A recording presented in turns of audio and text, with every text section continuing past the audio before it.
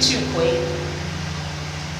Today, we are 20 years and 5 months old. I think you've grown into me nicely. Outside of normalcy's pockets, you are perfectly proportional, and you are finally able to rock that kinky fro, and it looks good on me. The coarseness contrasting with dark complexity, woman, we look so beautifully human.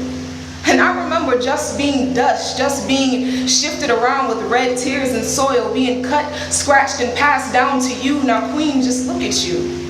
I remember being reintroduced to the world wrapped around you, and I didn't know what to expect in 1994, but I know your aunt said something familiar. You were so pretty for a dark-skinned baby.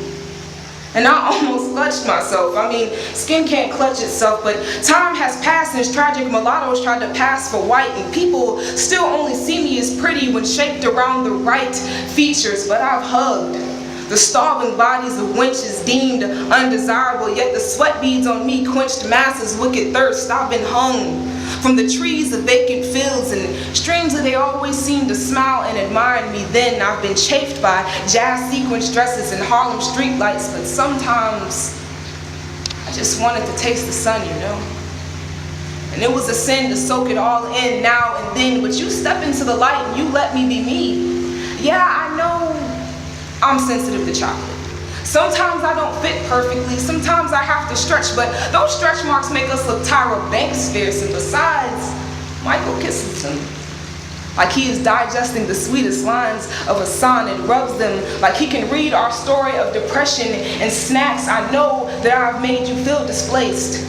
Being the dark one in the sibling photo, living like a detailed shadow in your sister's light, but shadows remind us that life alters your perception. We were the darkest one in the photo because you were strong enough to overcome its connotations. And together we've survived training wheel scrapes, little Debbie cakes, and teenage angst in the form of crusted pus. And they may still press their lips together in the office when you say good morning, like I put fear in their common courtesy. They may still stare when your hair defines gravity, flows in the wind, and forms a crown on top of your head all in 1 week. They may still discredit your knowledge, like I biologically prove your incompetence, but I've watched you turn their flinches into smiles, their microaggressions into apologies. Your mother named us Shavante. We have worn it like a badge of honor, scuffed yet polished. To quote Ento Sake Shonge, being colored is a metaphysical dilemma that I haven't conquered yet.